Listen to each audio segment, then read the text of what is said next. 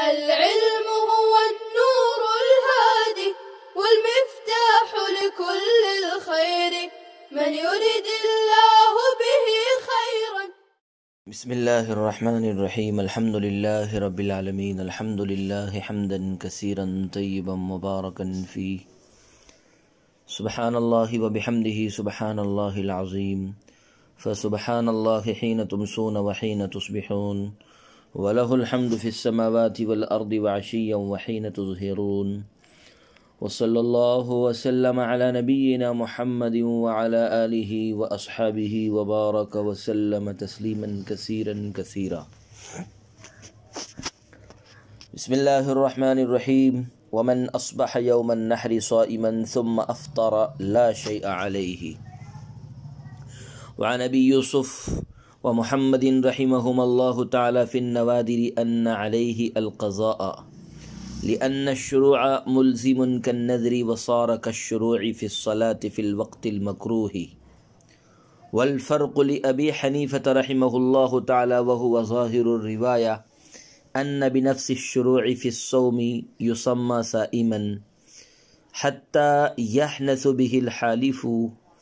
على الصوم فيصير مرتكبا للنهي فيجب إبطاله فلا تجب صيانته. ووجوب القضاء يبتني عليه ولا يصير مرتكبا للنهي بنفس النذر وهو الموجب ولا بنفس الشروع في الصلاة حتى يتم ركعة. ولهذا لا يحنث به الحالف الصلاة فتجب صيانة المؤدى ويكون مضمونا بالقضاء. وعن أبي حنيفة رحمه الله تعالى أنه لا يجب القضاء في فصل الصلاة أيضا والأظهر هو الأول والله أعلم بالصواب. جس شخص نے یوم النحر میں بحالت روزہ صبح کی پھر افطار کر لیا تو اس پر قضا وغیرہ واجب نہیں ہے. حضرات صاحبین سے نوادر کی روایت میں ہے کہ اس پر قضا واجب ہے کیونکہ روزہ شروع کرنا نذر کی طرح لازم کرنے والا ہے اور یہ وقت مکروہ میں نماز شروع کرنے کی طرح ہو گیا. اور حضرت امام ابو حنیفہ رحمہ اللہ تعالیٰ کے نزدیک جو ظاہر الروایہ بھی ہے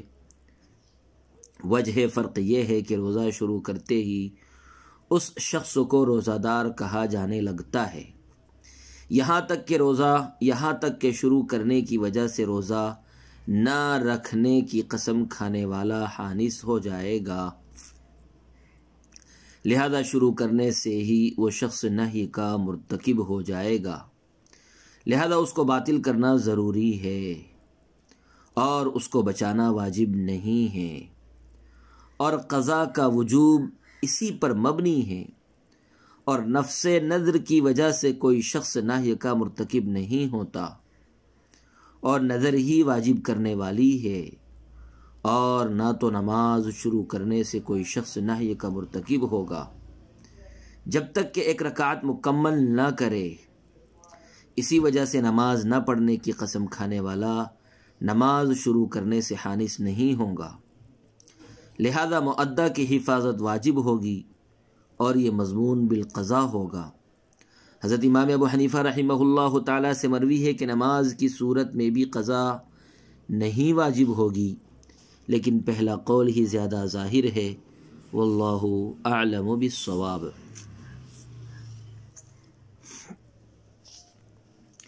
عید کے دن روزہ رکھنے والا اگر روزہ توڑ دے تو قضا و کفارے کا حکم کیا ہوگا؟ عزیز طلبہ کرام، مسئلہ یہ ہے کہ اگر کسی شخص نے ایام خمسہ منہی عنہا جن 5 دنوں میں روزہ رکھنے سے روکا گیا ہے، منع کیا گیا ہے، ان میں سے کسی دن روزہ شروع کر کے اسے فاسد کر دیا تو حضرت امام اعظم ابو حنیفہ رحمہ اللہ اور صاحبین سب کے یہاں اس شخص پر قضا وغیرہ واجب نہیں ہے اور یہی ظاہر الروایہ بھی ہے. البتہ حضرات صاحبین سے نوادر کی ایک روایت یہ ہے کہ اس شخص پر قضا واجب ہوگی، کیونکہ نفلی روزہ شروع کرنے کے بعد لازم ہو جاتا ہے۔ اب شروع کرنے والا اس کو مکمل کر دیتا ہے تو ٹھیک ہے، لیکن اگر وہ اسے فاسد کر دیتا ہے تو اس کی قضا واجب ہے۔ جیسے اگر کسی شخص نے ان ایام خمسہ میں سے کسی دن روزہ رکھنے کی نظر کی تو یہ روزہ اس پر اس دن کے علاوہ میں واجب ہوگا، یا جیسے کسی نے مکروہ وقتوں میں نماز شروع کر کے اسے فاسد کر دیا تو اس پر نماز کی قضا واجب ہوگی۔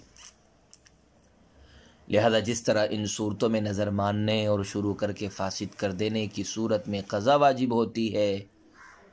اسی طرح صورت مسئلہ میں بھی قضا واجب ہوگی۔ ولی ابی حنیفہ رحمہ اللہ تعالی، حضرت امام ابو حنیفہ رحمۃ اللہ علیہ فرماتے ہیں کہ یوم نحر میں روزہ شروع کرنا اور اس دن روزے کی نظر ماننا، اسی طرح یوم نحر کے روزے کی نظر ماننے اور اوقات مکروہہ میں نماز شروع کرنے، ان سب کے درمیان حضرت امام اعظم ابو حنیفہ رحمۃ اللہ علیہ کے یہاں فرق ہے، اور سب کو ایک ہی ڈنڈے سے ہانکنا صحیح نہیں ہے، بلکہ روزے اور نماز اور نظر کا مسئلہ الگ الگ ہے۔ چنانچہ روزہ شروع کرتے ہی انسان روزے دار ہو جاتا ہے۔ یہی وجہ ہے کہ اگر کسی شخص نے نفلی روزہ نہ رکھنے کی قسم کھائی ہو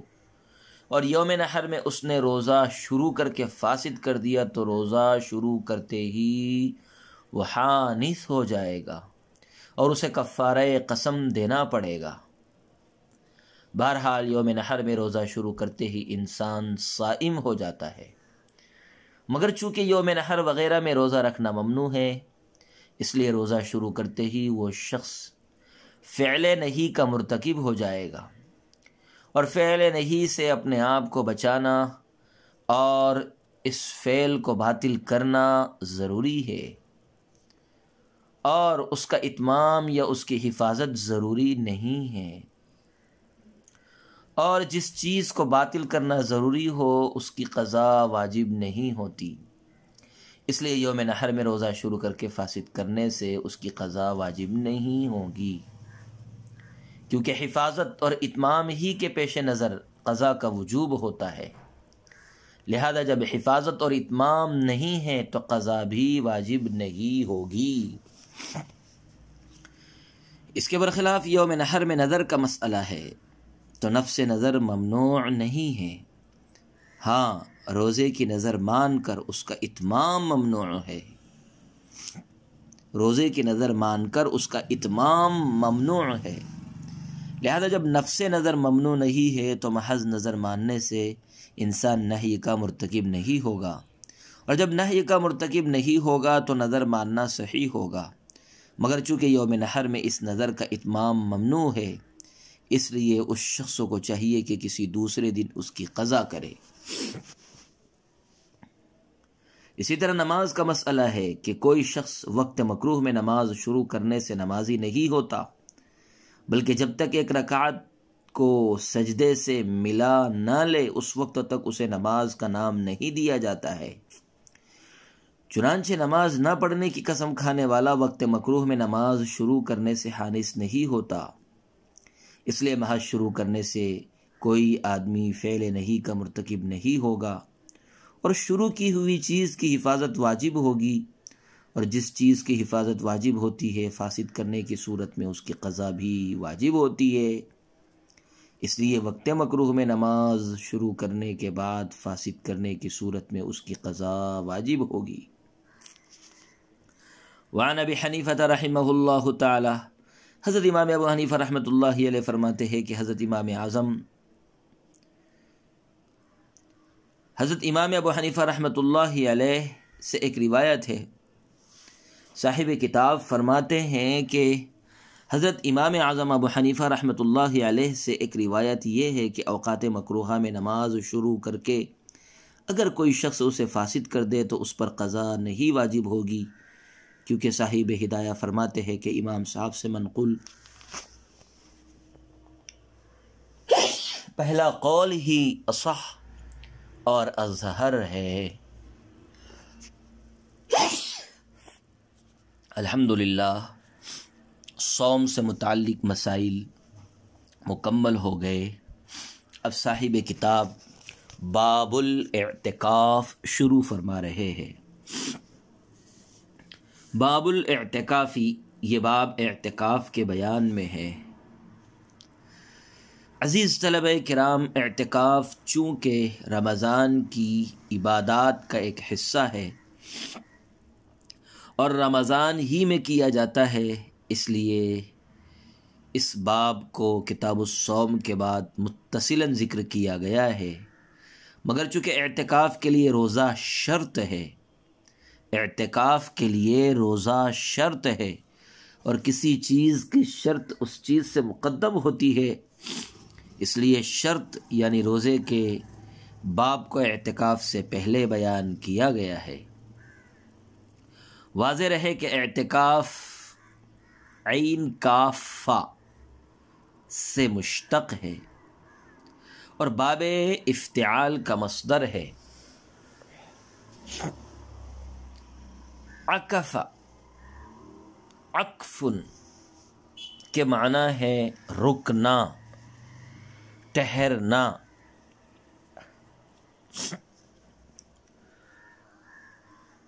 رکنا، ٹھہرنا، اور اعتکاف کے شرعی معنی ہے هو اللبث فی المسجد مع النیت، نیت کے ساتھ مسجد میں ٹھہرنے کا نام اعتکاف ہے۔ نیت کے ساتھ مسجد میں ٹھہرنے کا نام اعتکاف ہے۔ قال الاعتکاف مستحب والصحیح انہ سنت مؤکدۃ لأن النبی صلی اللہ علیہ وسلم واظب علیہ فی العشر الاواخر من رمضان والمواظبۃ دلیل السنت۔ فرماتے ہیں کہ اعتکاف مستحب ہے، لیکن صحیح بات یہ ہے کہ اعتکاف سنت مؤکدہ ہے، اس لیے کہ آپ صلی اللہ علیہ وسلم نے رمضان کے آخری عشرے میں اعتکاف پر مداومت فرمائی ہے، اور مداومت کرنا اس کے مسنون ہونے کی دلیل ہے۔ مسئلہ یہ ہے کہ امام قدوری رحمہ اللہ تعالیٰ نے اعتکاف کو مستحب قرار دیا ہے، لیکن صحیح بات یہ ہے کہ اعتکاف مستحب نہیں بلکہ سنت مؤکدہ ہے، اس لیے کہ آپ صلی اللہ علیہ وسلم مدینہ منورہ میں ہر سال اعتکاف فرماتے تھے۔ چنانچہ حضرت عائشہ رضی اللہ عنہا سے بخاری و مسلم میں یہ روایت موجود ہے، کان رسول اللہ صلی اللہ علیہ وسلم یعتکف فی العشر الاواخر من رمضان حتی توفاہ اللہ تعالی، اور بعض روایات میں حین قدم المدینہ کا اضافہ بھی مروی ہے، یعنی آپ صلی اللہ علیہ وسلم جب سے مدینہ منورہ تشریف لے گئے ہر سال اعتکاف فرمایا کرتے تھے، اور آپ صلی اللہ علیہ وسلم کا کسی عمل پر مداومت فرمانا اس کے مسنون ہونے کی دلیل ہے، اور مداومت کے ساتھ ساتھ لوگوں سے وہ عمل کرانا اور نہ کرنے پر نکیر فرمانا اس کے وجوب کی دلیل ہے۔ اعتکاف کا مسئلہ یہ ہے کہ آپ نے خود اس پر پابندی سے عمل کیا ہے، آپ صلی اللہ علیہ وسلم نے اس پر خود پابندی سے عمل کیا ہے، لیکن لوگوں کو نہ تو اس عمل کے لیے مجبور کیا ہے اور نہ ہی اعتکاف نہ کرنے والوں پر کوئی نکیر فرمائی ہے، جس سے اعتکاف واجب تو نہیں ہوگا البتہ مسنون اور سنت ضرور ہوگا۔ وَهُوَ اللُّبْثُ فِي الْمَسْجِدِ مَعَ الصَّوْمِ، اور اعتکاف مسجد میں روزے کے ساتھ اور اعتکاف کی نیت کے ساتھ ٹھہرنا ہے۔ اما اللبث فرکنہ، رہا ٹھہرنا تو وہ اعتکاف کا رکن ہے، لأنہ ينبئ عنہ فکان وجودہ بہ، اس لیے کہ اعتکاف اسی کی خبر دیتا ہے، لہذا اعتکاف کا وجود بھی لبث ہی کے ساتھ ہوگا۔ والصوم من شرطه عندنا، اور ہمارے یہاں روزہ اعتکاف کی شرط ہے، خلافا للشافعی رحمہ اللہ تعالی، امام شافعی رحمۃ اللہ علیہ کا اختلاف ہے۔ والنیت شرط فی سائر العبادات، اور نیت بھی شرط ہے جیسے تمام عبادات میں نیت شرط ہے۔ هو يقول ان الصوم عبادۃ وهو اصل بنفسه فلا يكون شرطا لغیرہ۔ حضرت امام شافعی رحمۃ اللہ علیہ فرماتے ہیں کہ روزہ ایک عبادت ہے اور بذات خود دلیل ہے، لہذا دوسرے کے لیے شرط نہیں ہوگا۔ ولنا قوله علیہ السلام لا اعتکاف الا بالصوم، اور ہماری دلیل آپ صلی اللہ علیہ وسلم کا یہ ارشاد گرامی ہے، روزے کے بغیر اعتکاف معتبر نہیں ہے۔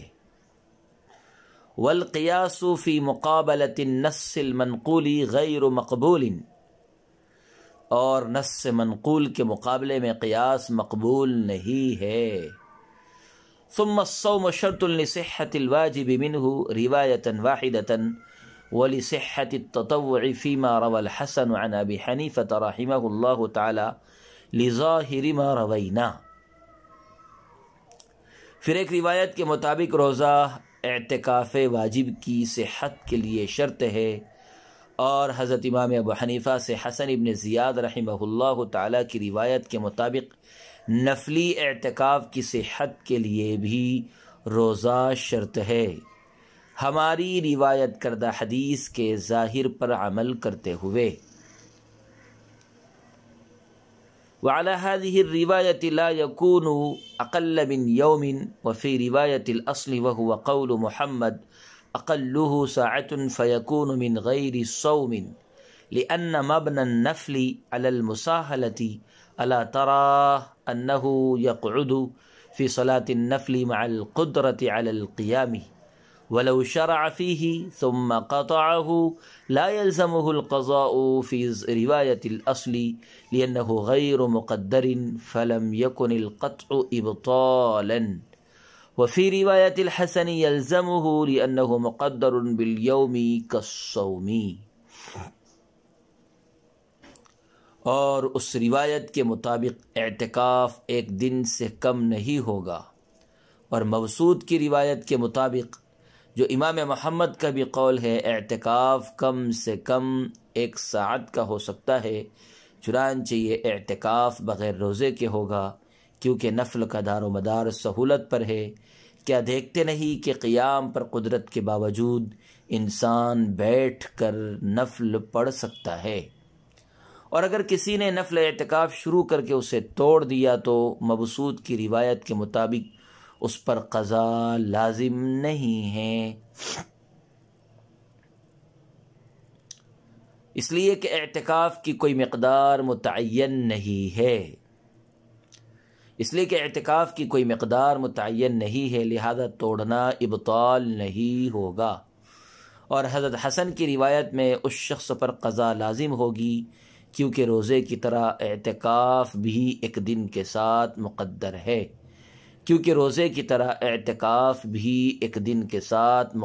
ہے، ثم الاعتکاف لا يصح في مسجد جماعة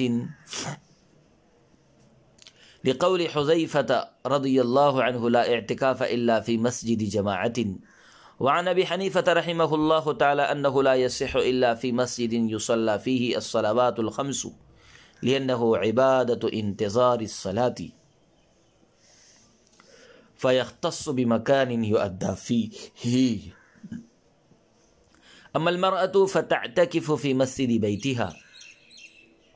لأنه هو الموضع لصلاتها فيتحقق انتظارها فيه، ولو لم يكن لها في البيت مسجد تجعل موضعا فيه فتعتكف فيه۔ پھر اعتکاف صرف جماعت والی مسجد میں ہی صحیح ہوتا ہے،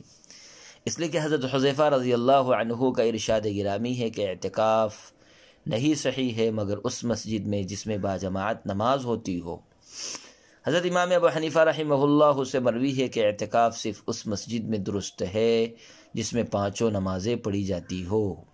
اس لیے کہ اعتکاف انتظار صلاۃ کی عبادت ہے، لہذا اسی جگہ کے ساتھ خاص ہوگا جس میں نماز ادا کی جاتی ہو۔ رہی عورت تو وہ اپنے گھر کی مسجد میں اعتکاف کرے، کیونکہ وہی اس کی جائے نماز ہے، لہذا ایسی جگہ اس کا انتظار کرنا متحقق ہوگا، اور اگر عورت کے گھر میں کوئی مسجد نہ ہو تو گھر میں ایک جگہ مقرر کر کے اس میں اعتکاف کرے۔ پیارے بچوں، اعتکاف کی تعریف اور ارکان کا بیان۔ ما قبل کی ایک طویل عبارت میں حضرت امام قدوری رحمہ اللہ تعالی نے اولاً تو اعتکاف کی حقیقت کو بیان فرمایا ہے، اور پھر اس کے تحت صاحب ہدایہ علیہ الرحمہ کی تفصیلی گفتگو درج ہے۔ فرماتے ہیں کہ روزہ رکھ کر اعتکاف کی نیت کے ساتھ ساتھ مسجد میں ٹہرنے کا نام اعتکاف ہے۔ روزہ رکھ کر اعتکاف کی نیت کے ساتھ مسجد میں ٹہرنے کا نام اعتکاف ہے، اس لیے کہ لبس اعتکاف کا رکن ہے، ٹہرنا اعتکاف کا رکن ہے، کیونکہ اعتکاف لبس اور ٹہرنے ہی کی خبر دیتا ہے، لہذا اعتکاف کا وجود ہی لبس کے ساتھ ہوگا۔ البتہ اعتکاف کے لیے روزے کا شرط ہونا صرف ہمارے یہاں ہے، ورنہ تو حضرت امام شافعی رحمہ اللہ تعالیٰ کے یہاں اعتکاف کے لیے روزہ شرط نہیں ہے، اور بغیر روزے کے بھی ان کے یہاں اعتکاف درست ہے، اور اعتکاف کے لیے نیت بالاتفاق شرط ہے، کیونکہ جس طرح دیگر عبادتیں عادت اور عبادت کے بیچ میں دائر ہے، عادت اور عبادت کے بیچ میں دائر ہے اور نیت ہی سے جانب عبادت کو ترجیح ہوتی ہے، اسی طرح اعتکاف بھی عادت اور عبادت دونوں کے مابین دائر ہے اور نیت ہی سے اعتکاف چالو ہے کیا؟ بڑی میں جا رہا ہوں۔ حضرت امام شافعی رحمۃ اللہ علیہ کے یہاں اعتکاف کے لیے روزے کی شرط نہیں ہے،